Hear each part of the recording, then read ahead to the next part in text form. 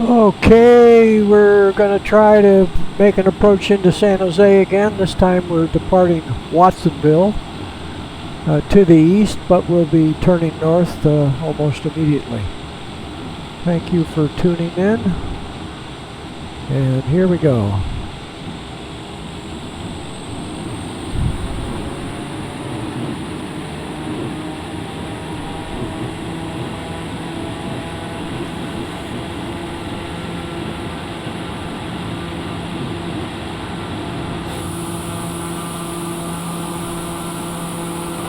Wheels up, flaps up, autopilot on.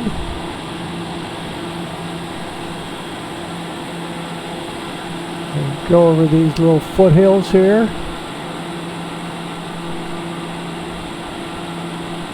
Coming around for a northerly heading.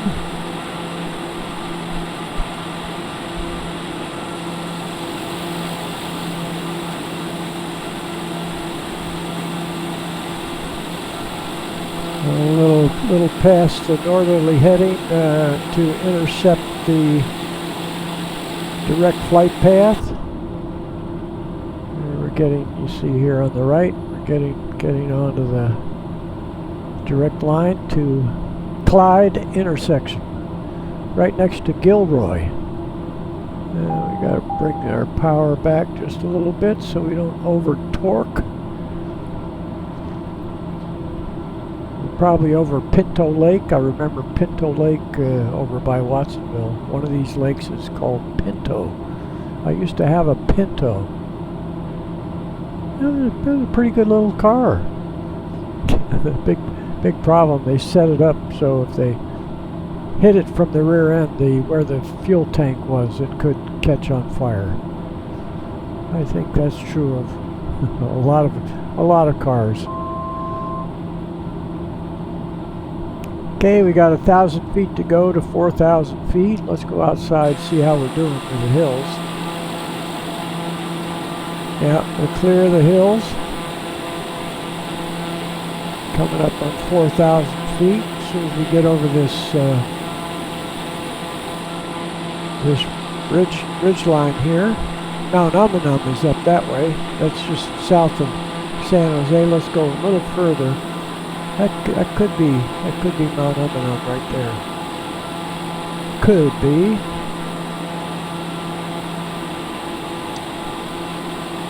Yeah, let's change our sunlight.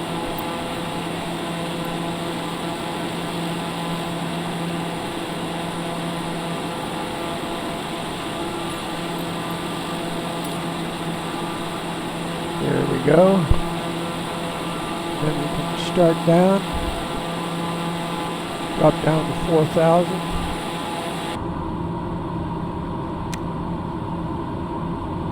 And 3,000. How about 2,500?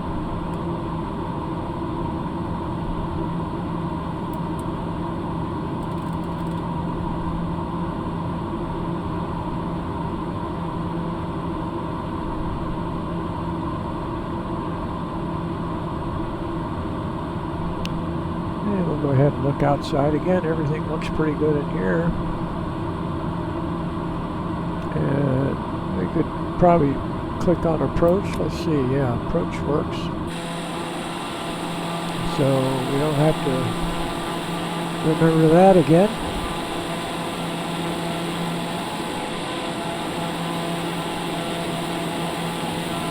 Over toward Gilroy and Morgan Hill. Probably Gilroy right here on the right. Don't know the name of that reservoir.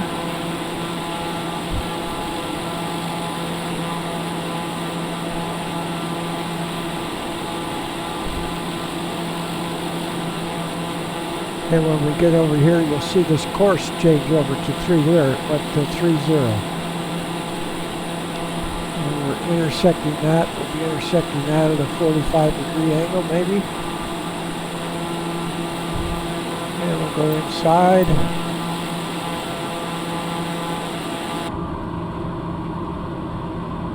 Yeah, it's about a 45.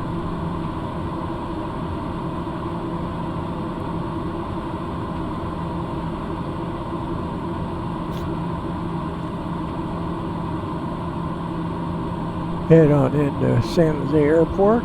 We'll start seeing San Jose. Probably right up in there. We're a little far away. It looks like might be the building cluster downtown San Jose. We go almost right over the top, just slightly left of that. And we'll see if we get the next magenta line to light up here. And we can also drop down to 2,000. 1900.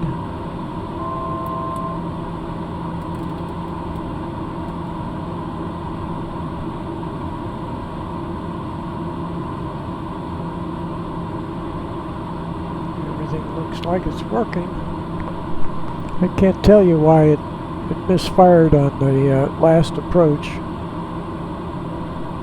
but it does that. That's why you got pilots to monitor.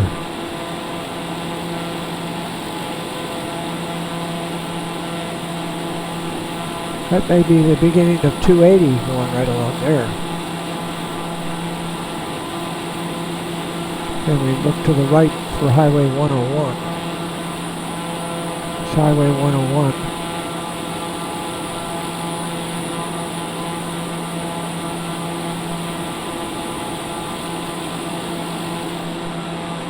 And I definitely see the airport now.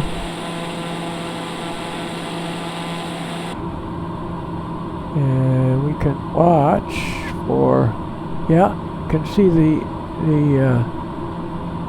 diamond, white diamond coming down, and then that'll turn magenta, and we will start down on the glide slope.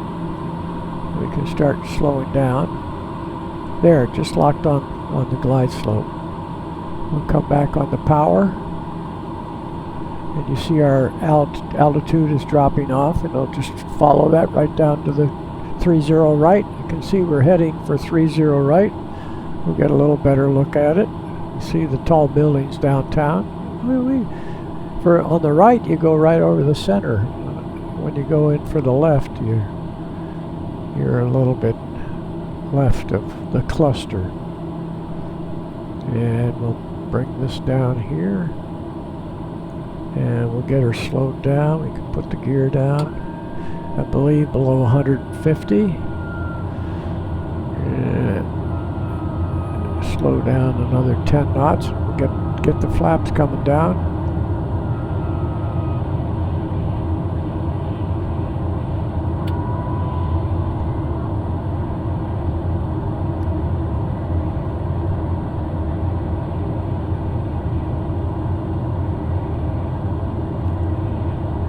Right on the glide slope, the magenta diamond is right there, 900 feet. Look at what it looks like from outside. That's what normally I set it up for landing that way. Back inside.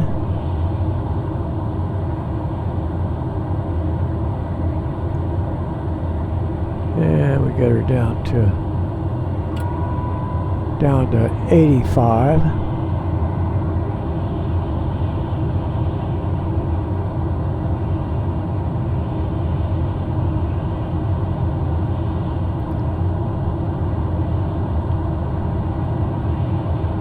Uh,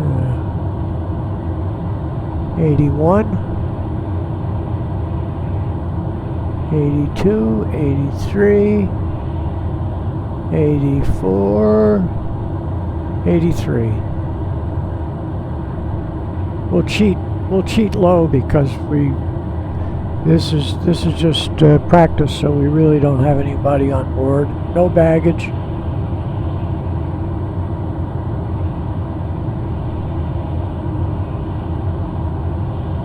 San Jose International. Norm Mineta. He was a World War II soldier, Japanese, for the Americans. That was my understanding. Okay, we can start rounding out. Come back on the power. Turn the autopilot off.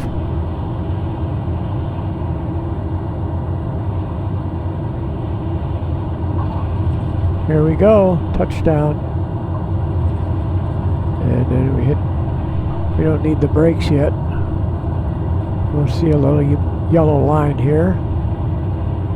Then we'll hit the brakes.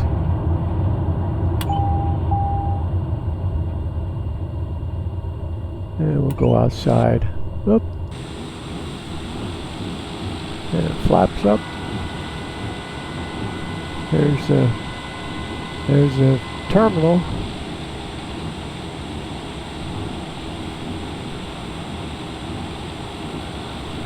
And we'll go out here and we'll taxi faster than usual because I want to sort of show you my old stomping grounds. The Piper hangar, I believe, is still down here. So it had many flights out of San Jose. Very few instrument flights. It's just, well, what are we doing? 50.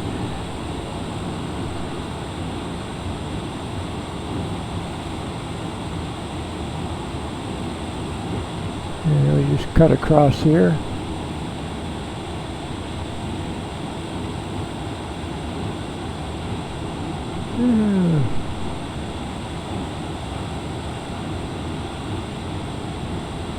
Yeah. A lot of buildings changed.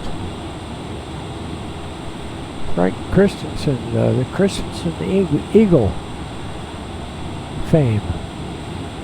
He was an aerobatic pilot, built his own airplane. He was lived down by Hollister, had a ranch down there. So here's the old Piper hangar. We'll just pull right in there, pretend like we're going in for maintenance. Whoop, we don't want to hit that guy.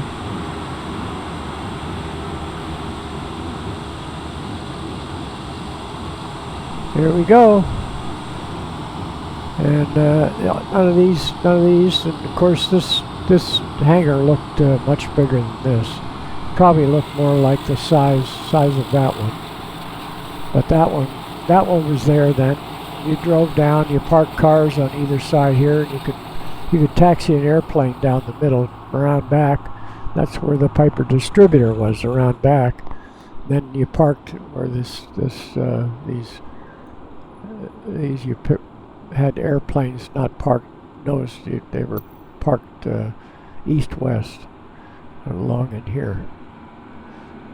Okay, brings back fond memories. Anyway, that's your instrument approach into San Jose for 28 right, RNAV approach. Excuse me, for 30. That was 30 right at San Jose International. We'll look back up the field. All changed. And probably these shots are from 4 years ago. So whether this hangar is still here, the terminal keeps expanding down this way. It's really interesting what's happened. Thanks for climbing aboard. See you soon. Take care.